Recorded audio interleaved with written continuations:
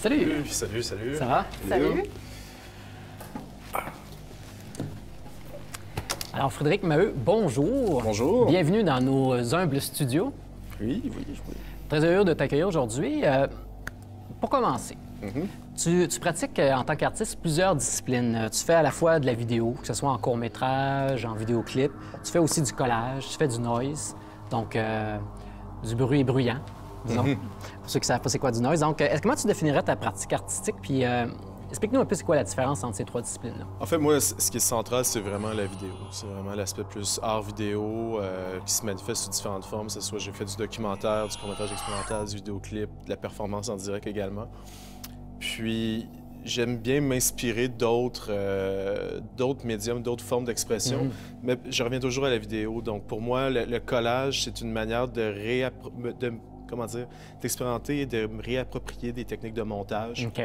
Surtout au niveau de la structure visuelle, d'agencement au sein du même cadre. Parce qu'avec la toile, bon, t'es limité, donc j'aime bien cette approche-là. C'est vraiment plus un exercice esthétique. Même chose pour la musique, c'est que souvent, je faisais affaire avec d'autres musiciens pour mes trames sonores, où je bidouillais moi-même mes trames sonores, puis c'était davantage de creuser cet aspect-là pour, c'est très rythmique ce que je fais. Donc, de justement jouer avec les aspects rythmiques, puis voir qu'est-ce qui fonctionne pas à un niveau très, très sensoriel, là, très viscéral. Parce que le collage puis le noise, justement, se retrouvent de toute façon bien souvent dans tes vidéos. Oui, bien, en fait, pour faire une histoire courte, je suis très inspiré par la culture industrielle. Donc, les groupes comme, on pense à Throbbing Gristle, Cabaret Voltaire, SPK, qui étaient aussi, on pense, par exemple, SPK, ils faisaient de la vidéo, ils faisaient leur propre vidéoclip. Eux, ils étaient de où? Parce que je connais pas ces derniers groupes. SPK, c'est des Australiens.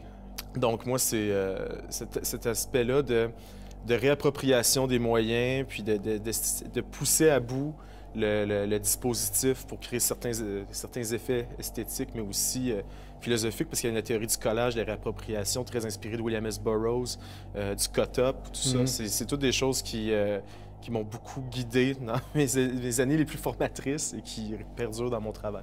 Puis au-delà de l'aspect formel, justement, tu parlais des glitches, des effets de... on retrouve souvent de la nudité dans tes œuvres, de la violence aussi en même temps, puis d'autres éléments qui peuvent être provocateurs. Peux-tu nous expliquer un peu c'est quoi ta démarche par rapport à ça? Écoute, ça part de beaucoup de choses. C'est des lectures de bataille, c'est de la performance, c'est l'idée de remettre le corps au centre. Beaucoup au-delà de ça, quand plus jeune, j'ai découvert le cinéma surtout par l'horreur extrême. Cronenberg dans les aspects plus philosophiques, mais les Dead Alive, les Cannibal Ferox, les Tetsuo the Iron Man. Puis, on s'entend que c'est des films avec des effets spéciaux, c'est très plastique. Bon, aussi, j'ai bidouillé un peu dans les effets spéciaux, les practical effects, comme on dit. Mais d'aller vers le corps qui pousse à ses limites, puis à des expériences limites. Donc, tu cherches à repousser les limites, comme tu dis, à travers le corps, mais aussi au niveau de... repousser les limites pour atteindre une certaine vérité, une certaine illumination, une certaine aussi joie de vivre, une certaine fureur et exaltation. Pour reprendre, je peux paraphraser Georges Bataille dans Acéphale qui disait que les jaillissements de sang, les éclats de volcan, la puérilité, ça ramène à la vie. Donc, chose aussi, on se fait plaisir. Hein. Il y a un aspect un peu philosophique derrière par rapport à, bon, le théâtre de la cruauté d'Artaud, tout ça, mais aussi juste l'acte libérateur de ne pas se contraindre dans des structures morales un peu écrasantes. Mais d'ailleurs, justement, vu que tu ne veux pas être contraint par les structures morales, tout ça, est-ce que tu as dû faire face souvent à la censure? Non, jamais. Non? Tu n'as pas eu de problème avec ça? Bien, je pense, en fait, on m'a questionné, finalement, on m'a demandé de me justifier par rapport à certains choix esthétiques, certaines choses. Mais c'est jamais, en tout cas, j'essaie du moins au maximum de ne jamais être gratuit. C'est toujours le résultat d'une réflexion ou d'une démarche par rapport à un sujet, que ce soit... C'est ça, finalement, la structure capitaliste de la pornographie, ça soit l'hypocrisie derrière le spectacle des corps, ou encore dans mon dernier long-métrage, Anna, davantage il y a le concept de ce spectacle de l'autodestruction qui permet le web, les médias sociaux, où on se met en scène et on esthétise finalement l'autodestruction de ça. Ou sa propre déchéance aussi. Exactement, c'est ça. On va y revenir à Anna dans un instant, mais vu que j'ai abordé la question de la censure, bien, je suis heureux d'apprendre que tu n'as pas eu de problème avec ça. Mais tu as fait, par contre, un documentaire sur le procès de Rémy Couture, un documentaire qui a été fait en 2011 qui s'appelle Art Crime ou Art Crime. Art Crime, oui. Art Crime, parfait. Qu'est-ce qui t'intéressait dans cette histoire? Puis c'est quoi tes liens, en fait, avec Rémi Couture? Rémi, ben en fait, c'est drôle parce que c'est une continuité de mon travail. Je me suis... professionnellement, je travaille dans le web. Puis le web, est-ce que le web permet les changements culturels que ça a permis? C'est quelque chose qui me fascine, qui m'intéresse beaucoup. Puis, quand j'ai découvert son site, qui à l'époque était Morgue 666, qui est devenu par la suite Inner Depravity, ça n'existait pas. Il y avait des Rotten, il y avait des Ugrish, mais quelqu'un qui faisait une espèce de catalogue un peu sans explication. Qu'est-ce que tu faisais par Rotten? Rotten.com puis Ugrish, c'était des sites de photos, c'était des archives de photos, des trucs les plus dégueulasses que tu peux trouver en ligne. Mais des vraies photos? Oui, ça c'était... Mais il y avait du faux, il y avait du vrai, mais c'était difficile de Un démêler. peu comme les faces à la mort, ou des fois, il y avait un autre... Ouais, mais là c'était du... C'était du hard? jus. OK. On va dire ça comme ça. C'était plus juteux. Puis c'était vraiment comme étonnant, mais la face, je me dis, ça devient d'où ce truc-là? Tu sais, on avait vu Vidéodrome avant, comme ça doit être quelque part perdu aux Philippines, tout ça. Puis comme dans Vidéodrome, tu réalises que finalement, non, le gars, il habite à Laval. Ouais. Fait que finalement, on a pris contact. Le gars, finalement, était dans la même salle. C'est un gars, finalement, Rémi, je le croisais dans plein de concerts. T'sais. Fait que j'ai réalisé, finalement, tu sais, c'est lui, tu sais, je le connais. On se connaissait pas, mais je le voyais. Puis quand j'ai réalisé que c'est lui. Puis toi, t'appréciais ce qu'il faisait sur Internet? Ou... Je trouvais ça vraiment unique. Moi, à l'époque, Morgue 666 puis Inner Depravity, je trouvais que personne d'autre faisait ça. C'est complètement singulier. Il n'y avait rien de tel. Évidemment, par la suite, ça a changé. Puis lui-même, après ça, c'est devenu très clair que c'était faux avec les films et tout ça. Que c'était des mises en scène. Puis est arrivée l'histoire du procès. Puis bon, on se fréquente, on a travaillé sur des petites choses ensemble. Puis est arrivée cette histoire-là de procès, puis c'était juste fallait que quelqu'un réagisse. Mais toi, ça t'a touché directement ou si tu trouvais que c'était une menace tout à fait. Pour les créateurs si ça au Canada? commence par lui, ça finit plus. L'histoire de la censure, c'est que dès que tu tires sur quelque chose, ça devient finalement un cas, un précédent que tu peux réappliquer n'importe où par la suite. Puis dans le documentaire, on voit à quel point c'était complètement abusif puis exagéré comme poursuite. D'ailleurs, ça s'est bien fini. Ça s'est bien fini. Bon. Je suis bien content que le film existe pour être une trace indélébile de cette histoire-là. Ils ne s'en sortiront pas. On va parler d'Anna. En fait, c'est ton dernier long-métrage qui était passé, qui a été diffusé en première canadienne au Rendez-vous du cinéma québécois le week-end dernier. Donc, c'est un long-métrage qui a été subventionné, entre autres, par le Conseil des arts et des lettres du Québec. C'est la première fois que tu recevais une subvention pour une de tes... J'ai eu des bourses de déplacement. Okay. Ça, c'était vraiment la première une bourse de la relève pour la création. Ouais. Mais c'est bien, en tout cas, même si tes œuvres se veulent subversives, tu parviens tout de même à faire ton chemin parmi les institutions. Et justement, Anna, ça exploite beaucoup le glitch, les aspects sadomaso. Il y a beaucoup de tes performeuses qui sont attachées ou beurrées, que ce soit par du sang ou par autre chose.